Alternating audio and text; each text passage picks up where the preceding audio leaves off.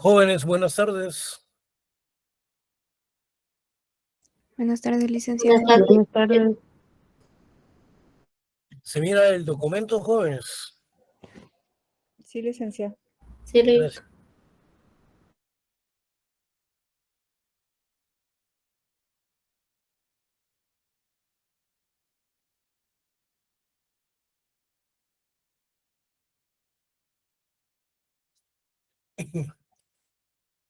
Permítanme un segundo.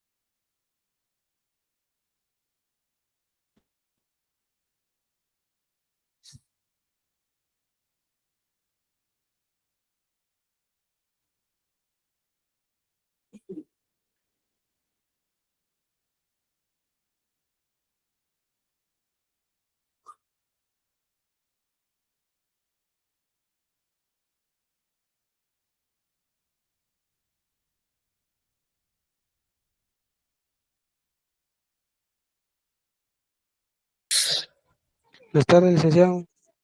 ¿Qué tal? ¿Cómo estamos? Gracias, bien. ¿Usted qué tal? Bueno.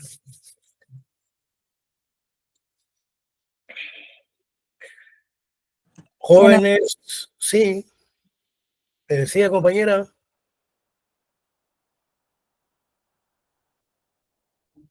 ¿Hablaba alguien ahí, no? Jóvenes, el día miércoles voy a practicar el examen. El examen es temporáneo.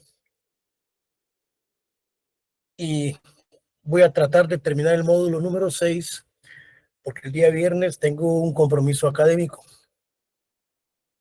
Pero si no lo terminamos, pues tenemos que continuar el día miércoles. Vamos a ver. Esto lo vimos el último día de clase, ¿no? No, licenciado. Bueno, pongan atención. Usted lo dejó marcado, Lick, en su documento. Sí, pongan atención. Vamos a... Ya terminé el módulo con la sección anterior y vamos a tratar de terminar también el día de hoy con ustedes el módulo número 6.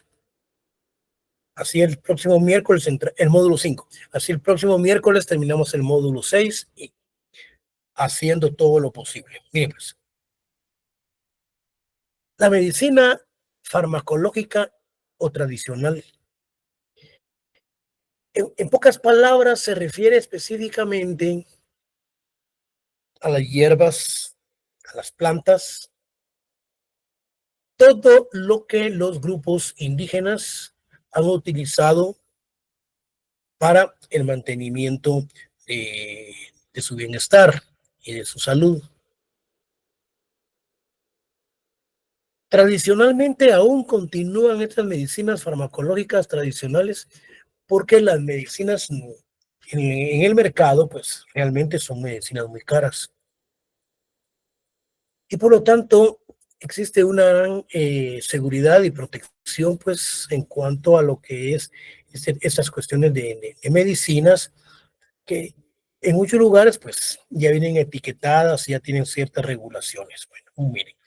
Bueno, en Guatemala se reconoce la medicina maya como una fuente importante de recursos y prácticas locales para el tratamiento integral de diversas enfermedades, las cuales son reconocidas y bien aceptadas por la población en general. La medicina maya, ¿aquí qué pasó?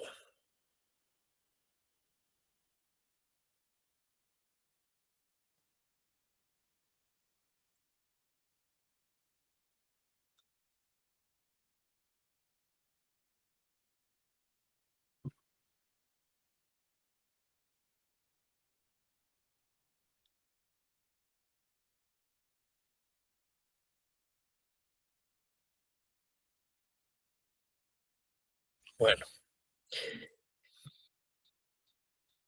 miren, la medicina maya se practica en cada región de una forma particular. Sin embargo, a pesar de las diferencias que puedan presentarse, comparten aspectos que en cierto modo hacen similares prácticas como el origen de las enfermedades, las causas y tratamientos. A la venida de los españoles trajeron varias enfermedades. Traían enfermedades venéreas, las cuales pues, vinieron a contaminar a las pobres patojas, a las mujeres, y estas contaminaron también a los hombres, y a través de ciertos medicamentos naturales, estos de una u otra forma se fueron curando. Artículo 93 y 94 de la Constitución. Yo debería solo darle los artículos a ustedes y ustedes se encargan de estudiarlos. Sin embargo, pues vamos a darle una pincelada a esto. La salud es un derecho fundamental que el ser humano, sin discriminación alguna, que el Estado velará por la salud y la licencia social de todos los habitantes, que la salud es un bien público y que todas las personas e instituciones están obligadas a velar por su conservación y establecimiento. Corte de Constitucionalidad.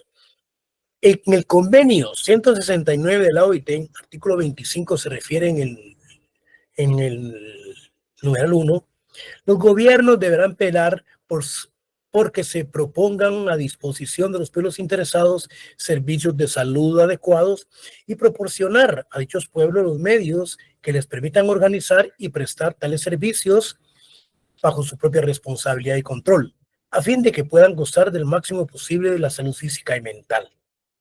Es decir, que el Estado reconoce y coadyuva en el apoyo a los pueblos indígenas en cuanto a aspectos medicinales. Artículo 24.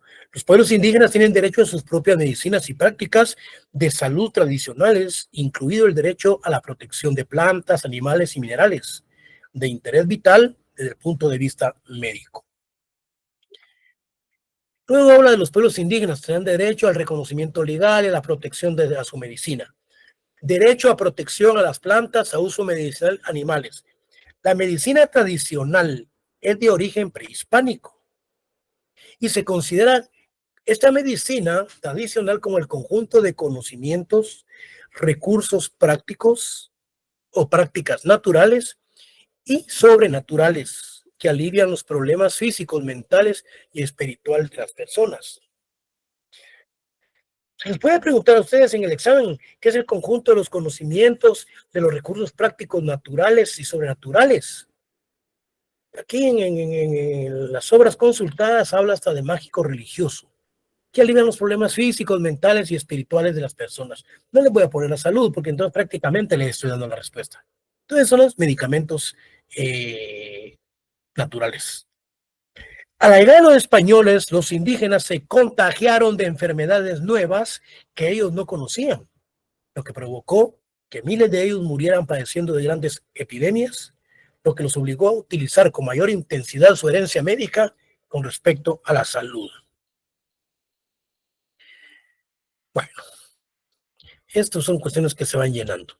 En la actualidad, la medicina clínica es muy cara, o sea, la medicina clínica esa en las farmacias es muy cara, sus precios no son congruentes a los ingresos económicos de la mayoría de los guatemaltecos, por lo que la medicina tradicional maya constituye una forma de medicina alternativa,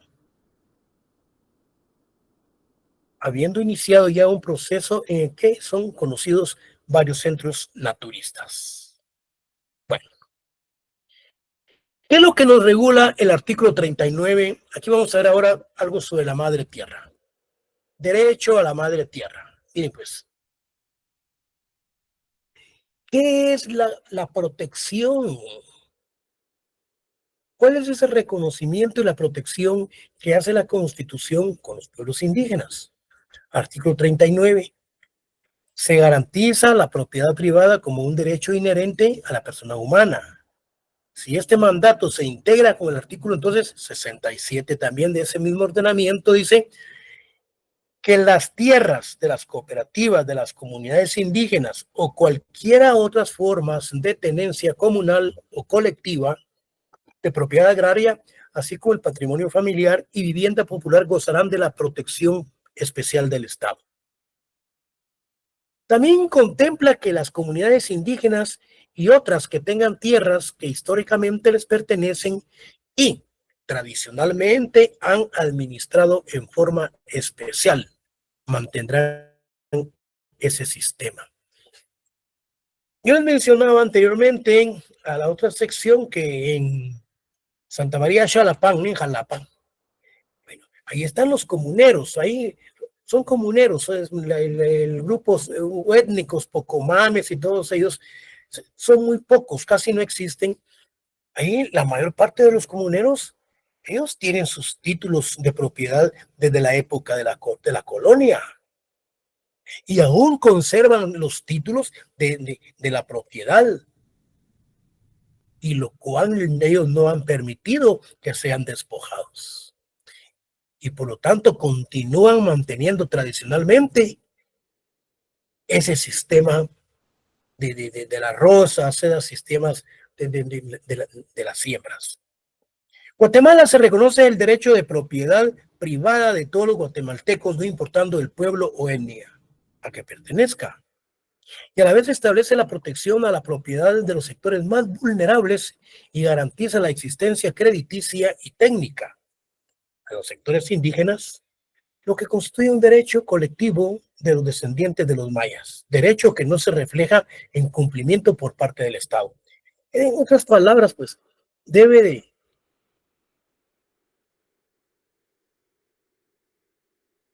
existir esa regulación de protección de las tierras campesinas. El tema de los derechos a los indígenas a la tierra se regula en nuestra Constitución, así como en el Convenio 169, y también se regula sobre los pueblos indígenas y tribales en países independientes, como los acuerdos de paz, entre otros. Y vamos a ver en qué consiste lo tribal. Bueno, pues, pongan atención. Ahí está el presidente de la República que dice, bueno, nos vamos a reunir con los grupos tribales en el occidente de la República, con los xincas, con los mayas. Vean. En primer lugar, tenemos que saber qué significa lo tribal.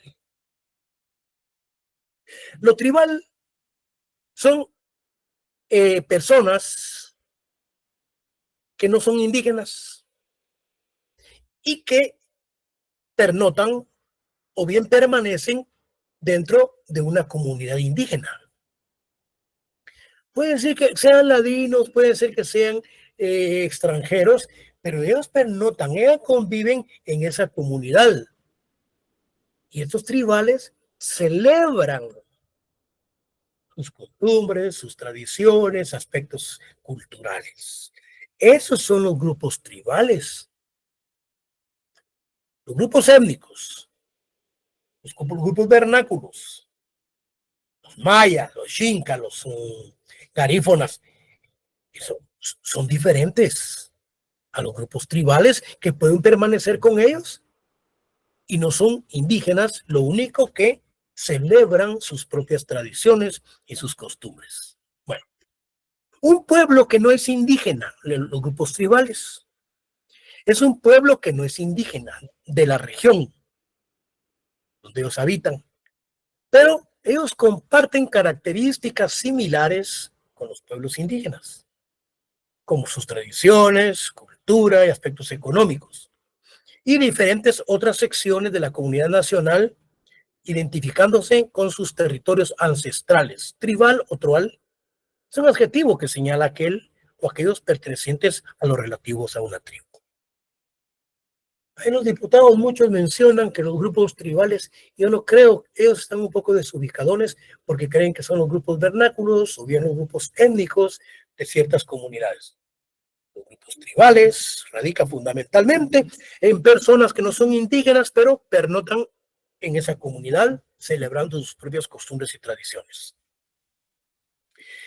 Para el cumplimiento del derecho que tienen los pueblos indígenas a la tenencia de la tierra, de conformidad con nuestra Constitución, es necesaria la voluntad política de los gobiernos de turno y es necesaria la exigencia participativa que deben tener los sectores indígenas.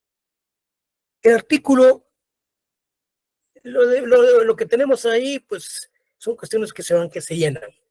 El artículo 68 de la Constitución Política regula: el Estado proveerá de tierras a las comunidades indígenas que las necesiten para su desarrollo.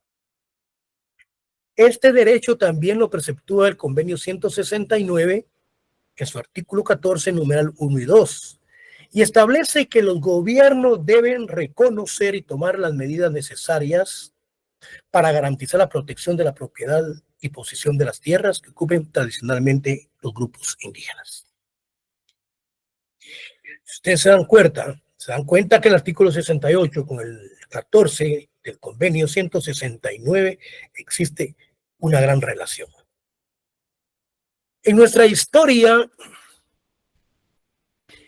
ha sido un hecho constante que el indígena se le ha despojado y desalojado de sus tierras, incluso aquellas que la corona española, después de haberse apropiado de ellas, se las entregó para que pudieran subsistir, por lo que al respecto el convenio 169 en artículo 17, 3, numeral 3, tiende a proteger a las comunidades indígenas, cuando regula que se debe impedir que personas extrañas a esos pueblos puedan aprovecharse de las costumbres de esos pueblos o de su desconocimiento de las leyes por parte de sus miembros para arrogarse la propiedad, la posesión y el uso de las tierras pertenecientes a ellos.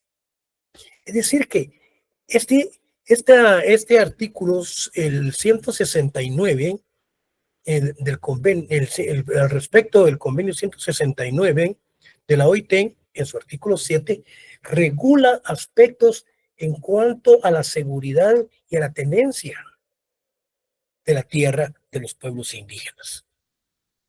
El 109 del Código Municipal debe establecer en consulta con las autoridades comunitarias el mecanismo para garantizar a las comunidades el uso, la conservación y administración de las tierras comunitarias. Es decir, que existe ya reconocimiento constitucional y también el convenio 169 que lo ampara internacionalmente, como también el Código Municipal. El acuerdo sobre aspectos socioeconómicos y situación agraria. ¿Qué nos dice el artículo 27 y el 28?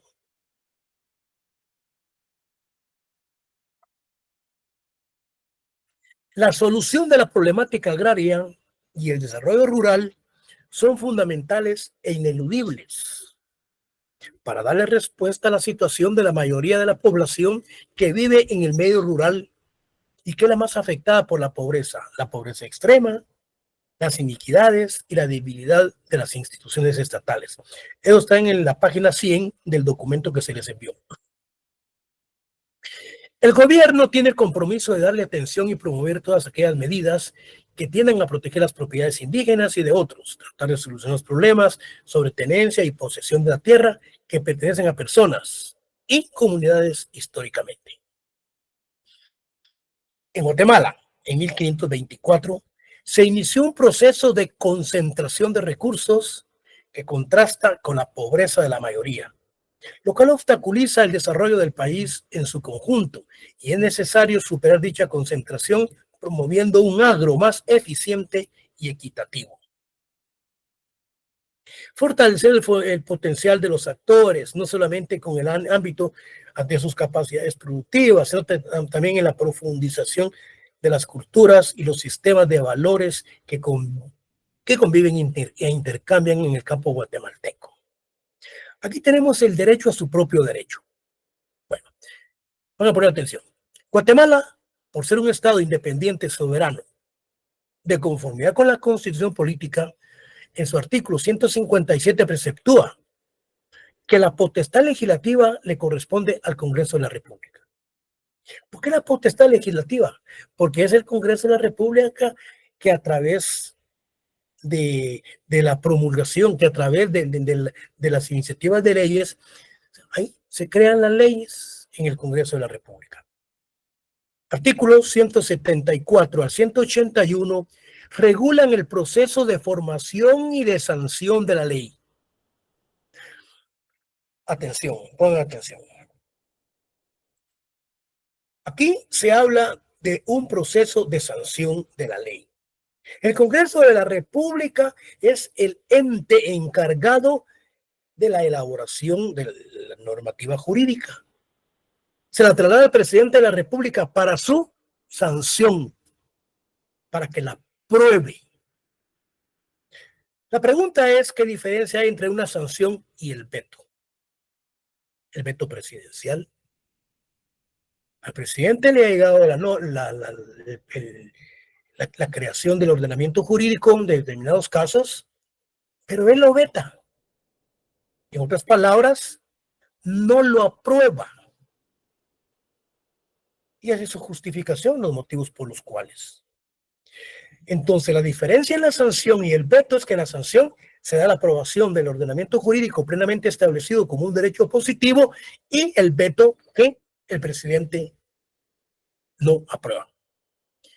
Entonces, regula el proceso de formación y sanción de la ley, estableciendo que ninguna ley podrá contrariar las disposiciones de la Constitución y que las leyes que violan o tergiversen los mandatos constitucionales son nulas ipso iure. Esto de nulas ipso iure, estos son términos latinos, como cuando decimos, por ejemplo, los delitos de factis transeuntes. Son aquellos delitos que no se dejan huella material. Entonces, en este caso hablamos de son las leyes nulas ipso iure, quiere decir que son nulas de pleno derecho. Estos mandatos constitucionales ordenan que el único ente encargado de legislar es el Congreso de la República y por lo tanto el Estado tiene el monopolio de la creación de la ley. Y ninguna ley podrá contrariar estos mandatos y por lo tanto no se acepta otras leyes interpretándose, por lo tanto que no se acepta la costumbre únicamente en los casos que la estima la ley y la misma lo contempla. Asimismo, en la Constitución política se le otorga la facultad de iniciativa de ley. Entonces nos preguntamos, ¿quiénes, qué instituciones tienen iniciativa de ley? ¿Quiénes pueden presentar el paquete de iniciativa de ley ante el Congreso para que el Congreso las apruebe, las enmiende, la lea y a través de ciertas discusiones pues van siendo aprobadas? Entonces, tienen iniciativa de ley el Congreso de la República, el organismo ejecutivo, la Corte Suprema de Justicia, el Tribunal Supremo Electoral y la Universidad de San Carlos de Guatemala.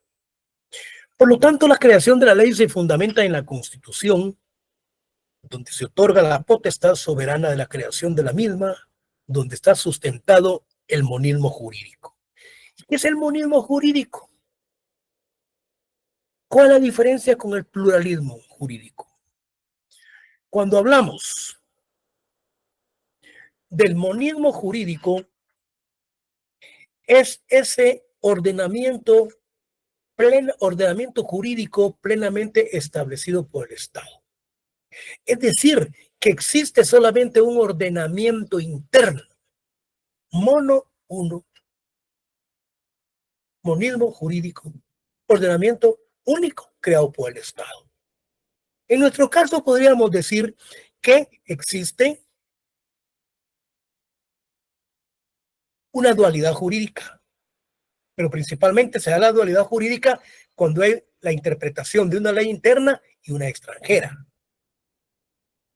En nuestro caso tenemos lo que es el derecho consuetudinario y tenemos nosotros nuestra ley interna, o sea, el monismo jurídico. ¿Por qué nos preguntamos, hay cierta superioridad entre una norma y la otra? Se da cierto paralelismo entre el ordenamiento jurídico establecido como monismo y el derecho consuetudinario. Aquí lo que hay es la relación de dos entidades, del derecho consuetudinario y del derecho interno, en donde estos no actúan paralelamente. No, ellos actúan sin sesgo alguno entre ellos, sino que actúan en una forma de para solucionar los conflictos de carácter penal. Pero cada quien debe de solucionarlos principalmente con el derecho consuetudinario en esa relación desde un punto de vista armónico. Que no haya intromisión entre el consuetudinario con el derecho interno, o sea, con el monismo jurídico. Y el pluralismo jurídico es cuando existe la participación de varios sistemas jurídicos, geográficamente hablando, en un estado determinado. En este pluralismo jurídico, en un documento que se les envió, que yo redacté en el Instituto de Investigación, se refiere que los grupos étnicos, los grupos mayas, querían participar en ese pluralismo jurídico, pero ellos andaban en busca de un reconocimiento para su participación. Y en el artículo 69 constitucional, ahí se habla de un reconocimiento de los pueblos indígenas. Si existía ese reconocimiento, no tenían ellos por qué estar solicitando ese reconocimiento para poder participar en el pluralismo jurídico en la época anterior a la pandemia. Bueno, con esa explicación, entramos a lo que es el monismo jurídico. Los monistas jurídicos defienden la idea de que existe y debe existir solo un sistema jurídico centralizado y jerarquizado por cada estado o nación. Quienes defienden esta perspectiva teórica, por tanto, están convencidos de que en el Estado debe de existir un soberano único e indivisible. Bueno, el Estado pues tiene su ordenamiento jurídico establecido, pero para la creación de ese ordenamiento debe de tenerlo el Estado como soberano, que es el Congreso de la República, para crear la norma a través del monismo jurídico. Este afirma que el derecho es únicamente aquello producido por un órgano competente y respaldado por el uso de la fuerza legítima del Estado. El pluralismo jurídico entonces implica la relativización de la certeza jurídica, debido a la existencia de múltiples sistemas jurídicos en una misma zona. Entonces, el pluralismo jurídico es la participación de varios sistemas jurídicos, geográficamente hablando, en una misma zona. Toda sociedad convive gracias a las normas sociales, a las morales, religiosas, usos consuetudinarios, aspectos jurídicos, que en su conjunto logran mantener el orden social entre sus miembros.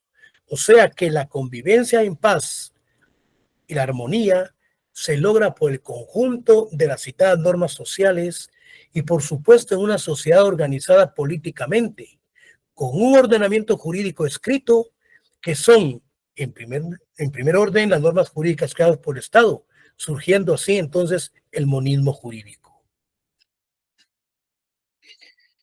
Bueno, hay una explicación que la vamos a dar adelante. Este monismo jurídico está sustentado en el significado de nación, que representa solo un pueblo, una sola cultura, un solo idioma, una sola religión. Por lo tanto, al ser una sociedad homogénea, con un solo sistema jurídico, significa que en un Estado no puede darse la existencia de varios sistemas, lo que permite la centralización de la producción del derecho y del poder político. Con un sistema monista, únicamente se acepta la norma creada por el Estado a través del procedimiento legal establecido, el que debe ser escrito y de aplicación general, el derecho positivo. Entonces, nosotros tenemos un monismo jurídico, el cual es creado por el Estado. El artículo 140 dice de la Constitución que el Estado es libre, es independiente y es soberano. organizado para garantizar a sus habitantes el goce de sus derechos y de sus libertades. Su sistema de gobierno es republicano, democrático y representativo. Y como se expuso con anterioridad, corresponde únicamente al Estado de Guatemala a través del Congreso la creación de la ley, por lo que únicamente se aceptan las normas producidas por el Estado, mediante los procedimientos que mencionamos a través de las iniciativas de ley y quienes las crean, y que indique constitucionalmente que por lo tanto todo derecho o normas que surjan del Estado obligan al ciudadano a obedecerlas. Se les pregunta en el día del examen, ¿por qué? ¿Por qué el sistema de gobierno en Guatemala es republicano, es democrático y es representativo? Esa pregunta no la hacemos todos.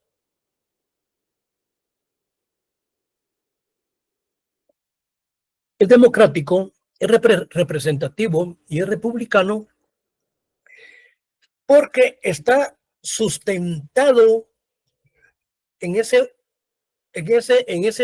ordenamientos jurídicos que regula el Congreso de la República, el Poder Legislativo y el Poder Judicial. El gobierno de Guatemala, ¿por qué es un gobierno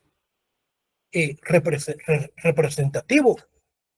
El gobierno de guatemalteco, ¿por qué es democrático y por qué es republicano? Porque tiene los tres poderes del Estado, el legislativo, el judicial y el ejecutivo. Bueno, existe el compromiso de los acuerdos de paz de promover una reforma constitucional en donde se reconozca que somos un país en donde existen varias culturas, idiomas, etnias y demás del sistema jurídico oficial. Coexiste el sistema jurídico consuetudinario en las comunidades indígenas, que ha sido el encargado de mantener el orden y resolver las controversias y conflictos surgidos en las diferentes comunidades.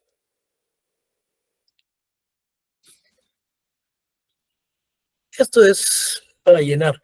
Bueno, a esta situación se debe reflexionar y considerar que en esta época en que se está promoviendo a nivel internacional una globalización armónica, comercial y jurídica, donde el derecho internacional se está erigiendo como una rama del derecho con el suficiente prestigio que está sobrepasando las fronteras de la soberanía de los estados, quitando parte del monopolio estatal de la creación de la ley, lo que debilita el monismo jurídico frente a dicho derecho internacional y por ende fortalece las reclamaciones de las comunidades indígenas al reconocimiento de sus sistemas jurídicos, fortaleciéndose el pluralismo jurídico. Explico.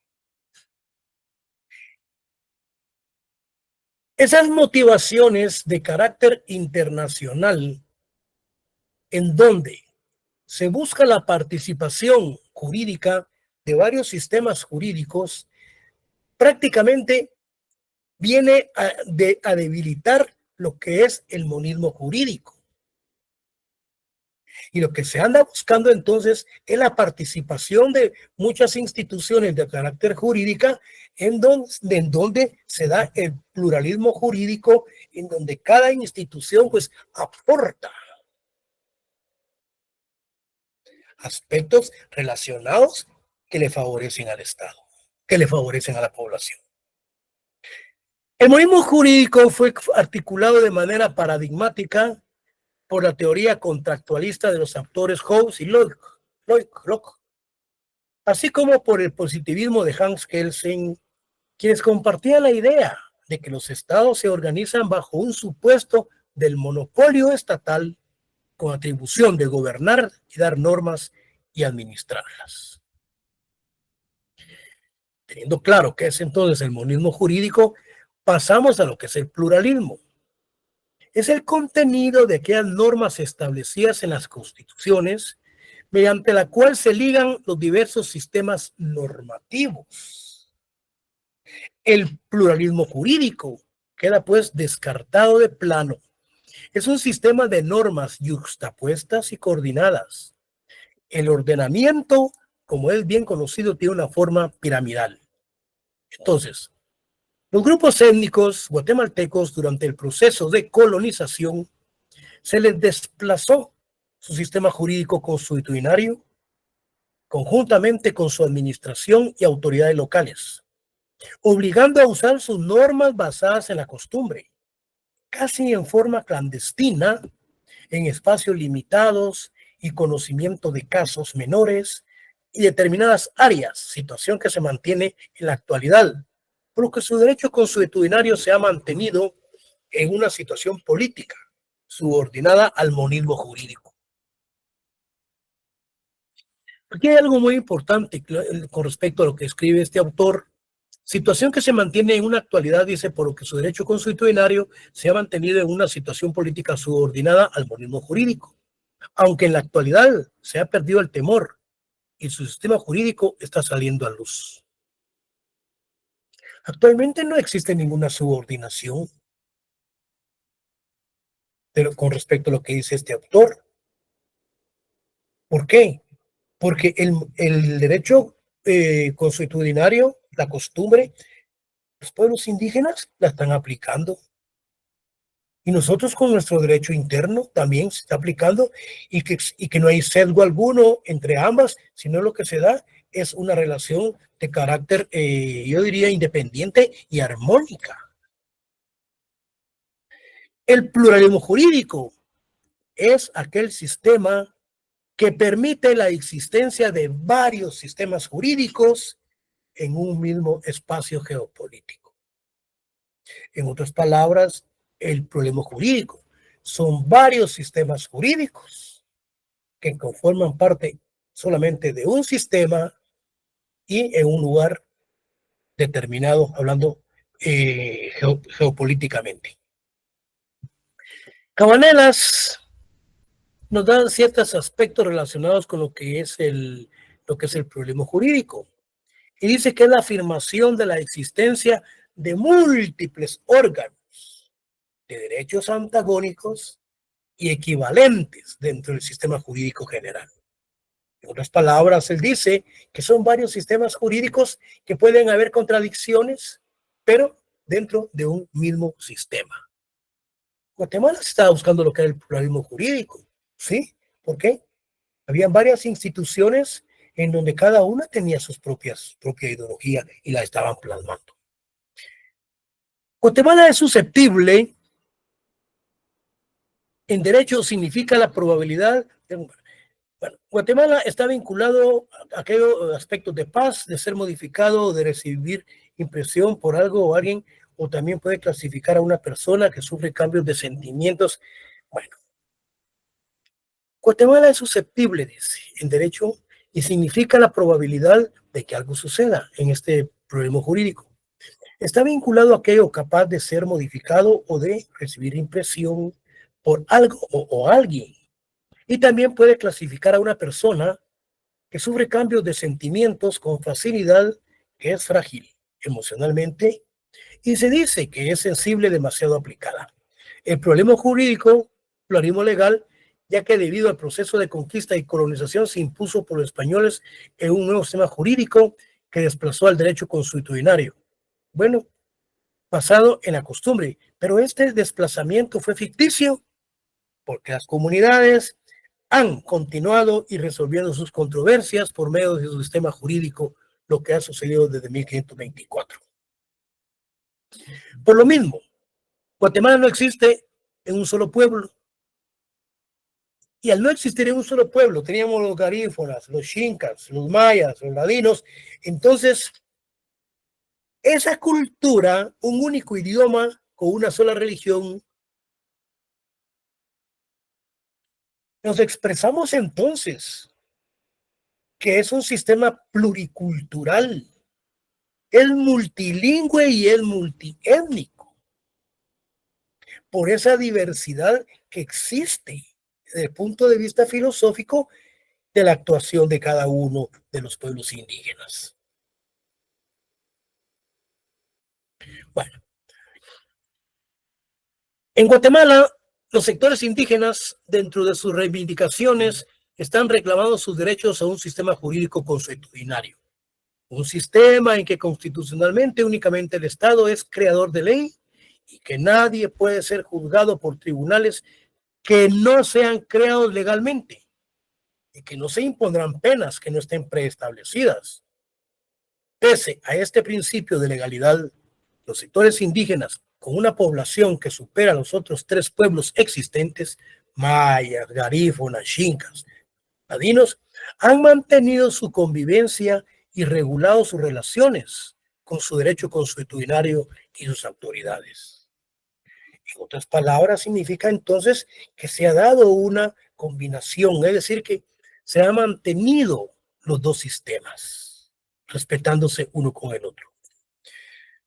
Bueno, yo considero que los sectores sociales deben de consensuar sin perjuicio, con madurez y como propuesta de nación, el reconocimiento del pluralismo jurídico político, convencidos constitucionalmente que ha sido una deuda histórica. Sería una lástima perder la oportunidad de reformar y fortalecer la institucionalidad judicial, por lo que lo más sensato es postergar la discusión sobre el reconocimiento de la jurisdicción indígena. No se puede postergar ese reconocimiento porque ya está plasmado en la Constitución Política de la República. Ahora entramos a lo que es la democracia y pueblos indígenas. Democracia, esta palabra procede del griego demos, pueblo, y gratos, poder, autoridad. Significa el predominado popular en aquel estado. El gobierno es el gobierno del pueblo, por el pueblo y para el pueblo, o al menos a través de sus representantes legítimamente elegidos que ejercen directamente la soberanía popular en ellos delegada. En otras palabras, la democracia es un sistema de vida, puede ser directa o representativa. Pero la democracia, jóvenes, es permitir actuar hasta donde nos tiene nuestro derecho del otro, hasta donde nos permite la ley. Democracia, demos, pueblo. Gracia, acción. El presidente de los Estados Unidos, John F. Kennedy, que fue asesinado en Dallas, Texas, él decía que el poder radica en el pueblo y por lo tanto la democracia es el poder del pueblo para el pueblo y por el pueblo. Entonces, solamente el pueblo salva al pueblo. Entonces, todos los aspectos relacionados con la democracia son aspectos ya trillados, que se han venido platicando desde muchos años, desde la época de John F. Kennedy, de Abraham Lincoln. La democracia se concibe como una forma de Estado dentro de la cual la sociedad entera participa o puede participar, no solamente en la organización del poder público, sino también en el ejercicio. Y se le denomina democracia directa cuando nosotros acudimos a las urnas a ejercer nuestro sufragio. Y una democracia representativa es cuando nosotros, en un sistema de gobierno, se permite que alguien ejerza el voto por nosotros en una forma representativa. La democracia se concibe como una forma de Estado, dentro de la cual la sociedad entera participa o puede participar, no solamente en la organización del poder público, sino también en su ejercicio. Se le denomina democracia directa cuando todos los ciudadanos concurren a las asambleas, lo cual únicamente resulta posible ya en pequeñas colectividades. Y la democracia representativa, cuando los ciudadanos imposibilitados por su número u ocupaciones para ejercer el modo efectivo e inmediato el poder designan a un representante.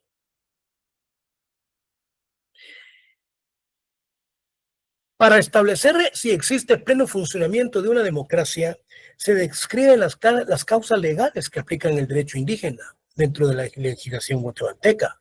No podemos hablar de democracia cuando en buena medida no existe cultura democrática. La mitad de la población es excluida por cuestiones de su idioma, espiritualidad, vestimenta, su sistema jurídico y las costumbres. Por ejemplo, el caso mediático del Movimiento de Liberación de los Pueblos, partido político que no fue inscrito. Entonces, existen sesgos y muchas cuestiones mediáticas en cuanto a las participaciones políticas en un sistema democrático como el nuestro. Este es nuestro caso, que ha generado polarización sociopolítica y sumida en la pobreza.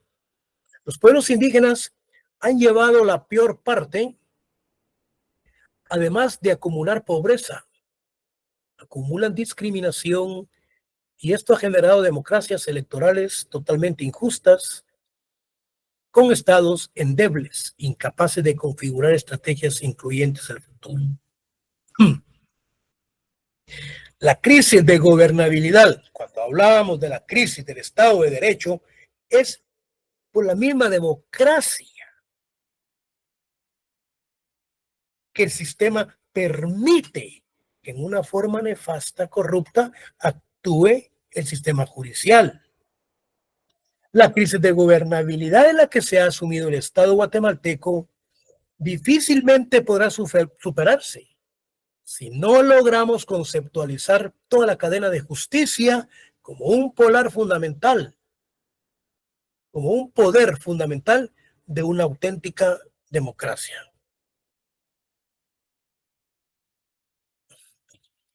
No es polar, es un poder fundamental de una auténtica democracia. Mario Aguilar habla en su obra La paz de los pueblos indígenas. Examina, dice, la relación entre los acuerdos de paz y los pueblos indígenas, dice, para evidenciar que la paz se instauró, dice, sobre un modelo de democracia incompleto, racista, patriarcal y excluyente. Se me puede venir en el examen que, ¿dónde está el espíritu de la creación de la firma de los acuerdos de paz y dónde estos y cómo pueden evidenciarse? Es un sistema de democracia incompleto o malo, que es racista, es patriarcal y que es también excluyente. Bueno, entremos en lo que es el derecho consuetudinario. La sociedad ha tenido que resolver periódicamente problemas de satisfacción de necesidades individuales, de aceptación al ambiente natural y a la convivencia social.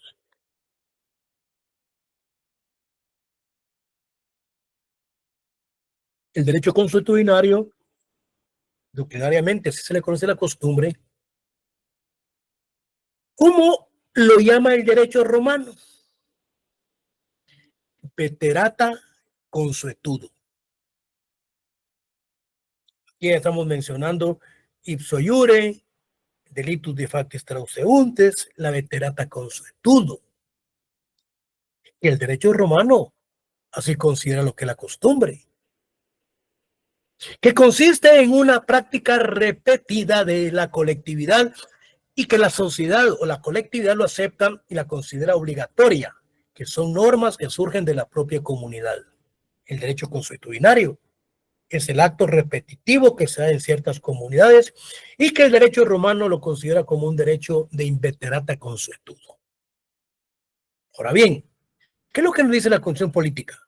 Reconoce el derecho a las comunidades a su identidad cultural, de acuerdo a sus valores, su lengua y sus costumbres. El artículo 66 preceptúa: el Estado regula, reconoce, respeta y promueve las formas de vida, costumbres y tradiciones de los grupos étnicos. Artículo 66 es donde tenemos lo que es el reconocimiento de los pueblos indígenas. Luego tenemos el Acuerdo sobre Identidad y Derechos de los Pueblos Indígenas en su título 4E. Este preceptúa lo referente al derecho consuetudinario, instando a respetar la organización de las comunidades indígenas, incluyendo el derecho consuetudinario como un sistema para resolver los asuntos. Entonces, se nos dan varios aspectos relacionados con lo que es el derecho interno y el derecho consuetudinario. Para resolver en sus asuntos, existiendo compromisos del gobierno para promover reformas a la Constitución, para lograr del reconocimiento a su propio derecho con eje cultural propio, permitiéndose una dualidad jurídica. ¿Y en qué consiste la dualidad jurídica? Bueno, podríamos mencionar que tenemos una dualidad jurídica con respecto al derecho consuetudinario y el derecho interno. Pero una dualidad jurídica se da dentro del derecho internacional y el derecho interno nacional. Esa es la dualidad jurídica, la participación de dos sistemas jurídicos. Entonces, la dualidad jurídica es una teoría que afirma que no existe un único sistema jurídico, sino que existen dos completamente separados e independientes: el derecho internacional y el derecho interno, que conlleven. Entonces, la dualidad jurídica, permitiéndose una dualidad jurídica que conlleve a la convivencia y resolución de varios de los conflictos surgidos en las comunidades naturales.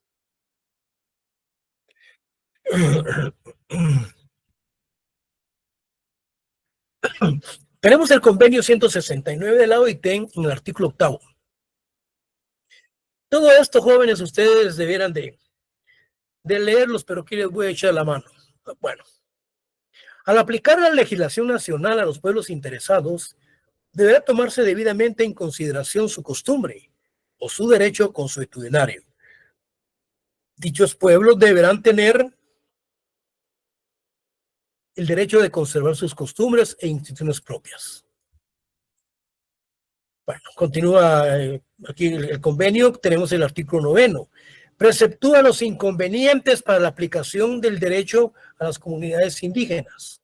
Debe ser compatible con el sistema jurídico nacional y el derecho a los derechos fundamentales, por lo que este sistema consuetudinario no debe contravenir el sistema jurídico establecido en la Constitución política. Entonces, ante esa dualidad jurídica del derecho interno y del derecho de los pueblos indígenas, el derecho consuetudinario, no debe de haber sesgo, no debe de existir una subdivisión, no debe de existir ningún tipo de paralelismo, sino que se deben no de integrar, sino que cada quien debe de actuar en base a su derecho consuetudinario y el derecho interno en base a sus normativas del derecho positivo plenamente establecido. Pero no tiene que actuar sin sesgos, ni por subdivisiones, ni paralelamente. Lo absoluto. Sin embargo, hay algo muy importante, que a través de ese dinamismo social, de las participaciones de las instituciones de carácter jurídico, se da ese pluralismo jurídico. Y todo eso viene a menoscabar al monismo jurídico. El trabajo de investigación sobre el derecho consuetudinario indígena en Guatemala de Luis Alberto Padilla contiene elementos teóricos valiosos y plantea que constituye un subsistema. Bueno, es que este es el criterio de muchos de los autores. Yo se lo estoy mencionando a ustedes y realmente pues tenemos que establecer qué es lo que manifiesta cada uno de ellos y nosotros hacer nuestra propia interpretación, pero sí basada a la norma plenamente establecida. Dice que constituye un subsistema, dice. Puede considerarse como un sistema, por lo mismo está subordinado a aquel. No, al contrario. Puede considerarse como un sistema alternativo o complementario. Tampoco. ¿Por qué no es alternativo ni complementario? Porque no está plasmado en el mismo ordenamiento jurídico, sino que son independientes. Sin embargo, sus aportes coinciden generalmente con estudios de campo realizados por otros autores. Desde su punto de vista de su efectividad, el derecho consuetudinario puede considerarse como paralelo al oficial. No. Al contrario. En un conversatorio que tuvimos nosotros ahí en el auditorio, expuso el licenciado Meline, se está creando un sistema paralelo de administración de justicia, dice. A toda luz es arbitrario. y que en un momento histórico determinado puede crear una crisis en todo el sistema jurídico nacional. Ese fue un análisis jurídico que hizo el licenciado Meline en esa plática que tuvimos. Bueno, tenemos las características especiales del derecho consuetudinario. ¿Cuáles son las características, jóvenes? Es consensual, es oral, no es escrito, es conciliador, utiliza la persuasión, convencimiento, es ágil, constituye un proceso rápido y es gratuito. No genera gastos para las partes, es equitativo porque busca justicia, es consensual porque busca el entendimiento entre las partes, es reparador porque tiende a reparar el daño de acuerdo a su situación social, económica y cultural. En ningún caso busca la venganza, aspectos que se han logrado mantener a través del tiempo, resuelve todo tipo de conflictos. Este derecho se caracteriza por contar con valores, autoridades propias basados en las costumbres de las comunidades, las cuales adquieren un valor jurídico propio, siendo los rezadores, sancionadores, miembros de la propia comunidad. Son los ancianos. Bueno, luego tenemos el derecho a la jurisdicción, es decir, cuando hablamos con respecto al derecho a la jurisdicción, este es el ordenamiento, es la Corte Suprema de Justicia, que por medio de sus juzgados, que a través de las salas de la Corte Suprema, tienen sus propias jurisdicciones en cuanto a la aplicación de la norma para casos determinados. Entonces, el Estado constitucionalmente imparte justicia en todo el territorio nacional a todas las personas que en él permanezcan, o sea, es un mandato imperativo la impartición de justicia. Jurisdicción es donde se aplica la autoridad o poder para juzgar y aplicar las leyes. Ámbito o territorio en el que se ejerce esa autoridad. La jurisdicción de este distrito comprende la orilla derecha del río. Es un dicho.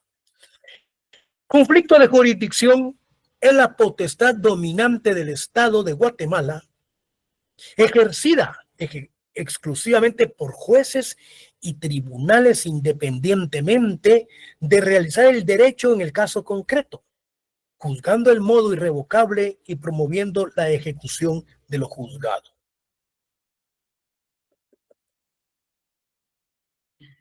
La jurisdicción entonces consiste en la potestad de administrar justicia. Así lo establece en la Constitución en su artículo 203. Corresponde a los tribunales de justicia la potestad de juzgar y promover la ejecución de lo juzgado. En las comunidades indígenas, de luego, surgen controversias y conflictos donde debe participar la jurisdicción estatal, notándose su poca intervención y capacidad de crear un sistema de justicia que comprenda todo el territorio nacional, un sistema de justicia acorde con la diversidad existente.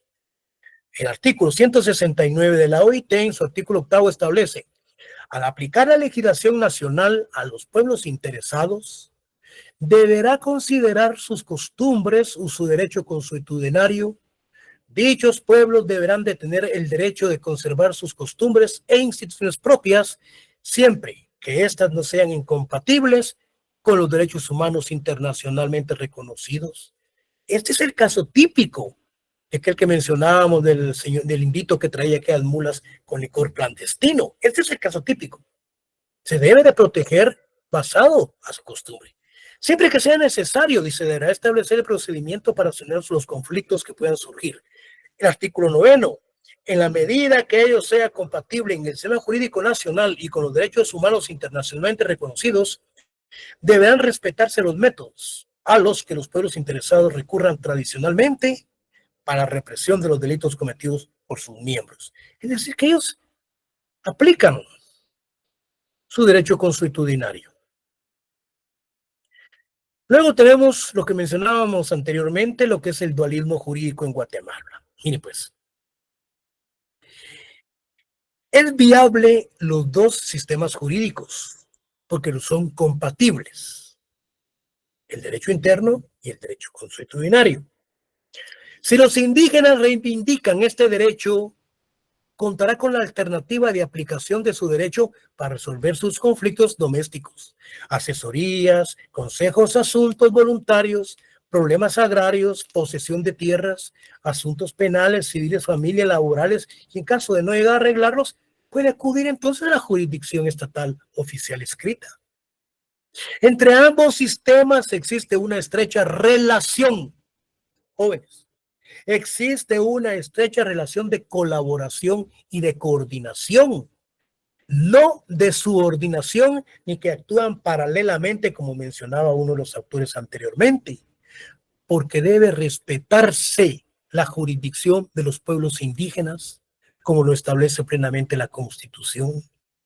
Esto de ninguna manera debe constituir una posesión separatista entre los sistemas. Tampoco debe verse como un sistema jurídico paralelo. Ambos deben de coexistir en coordinación en cada uno de sus ámbitos. Luego tenemos el derecho a su dignidad como pueblo, la persona humana. Por el solo hecho de serlo, está investida de dignidad humana. Se le debe respeto desde el punto de vista religioso. El mismo ha sido creado a semejanza de Dios. Siendo esta dignidad la esencia de la naturaleza humana. Si la dignidad del ser humano se ve fuera del ámbito religioso y se ve dentro de la sociedad, con suma facilidad se observa que una persona cuenta con un nombre propio, una vida propia, carácter propio, su propia concepción de la vida, sueños, metas, con habilidades propias, personalidad y sentimientos de inteligencia.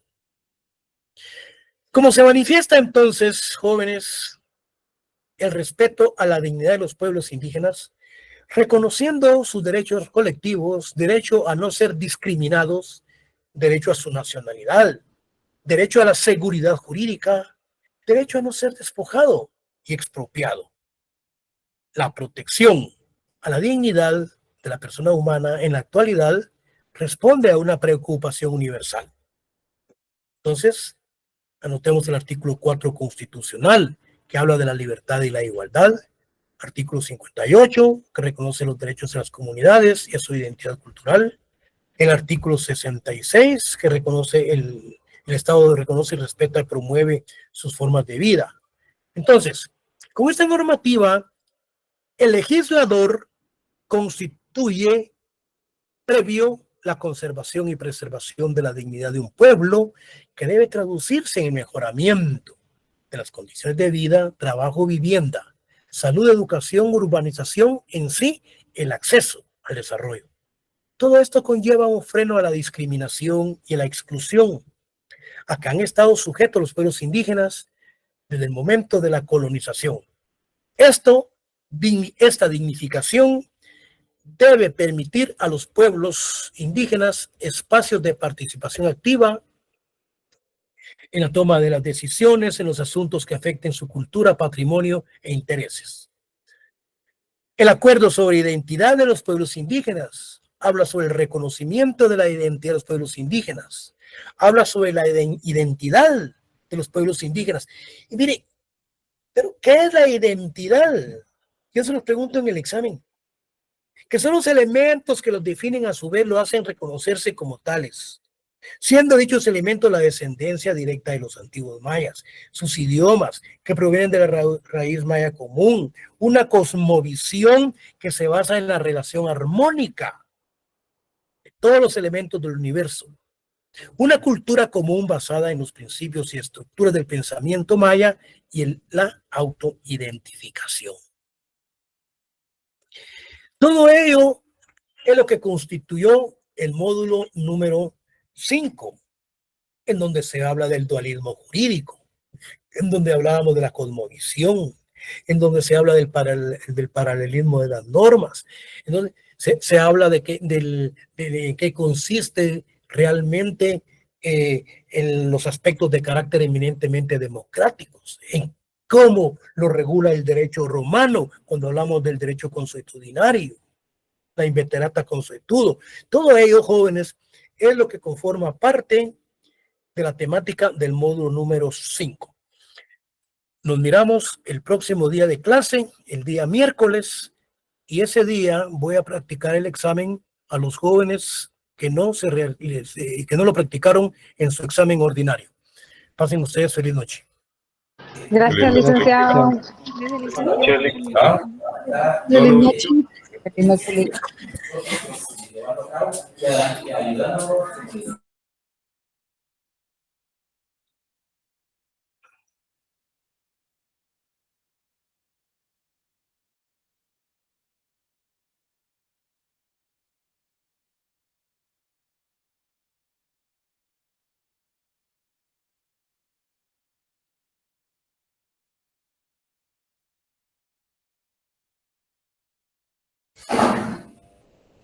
Licenciado, una pregunta.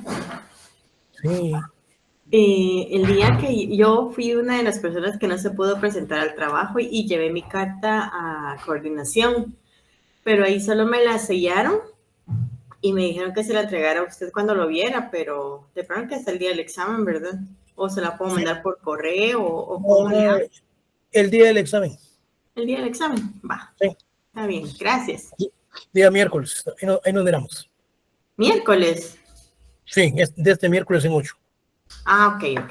Viernes, licenciado. Hoy es viernes. No, porque el día viernes de hoy en 8 yo tengo un compromiso académico. Usted llegó tarde a clase, no se enteró. Yo tengo un compromiso académico el próximo viernes y voy a tratar a ver si saco la clase el día miércoles. De lo contrario, continuaríamos el día viernes. Pero el examen lo voy a practicar el miércoles. Ah, está bien, licenciado. Gracias.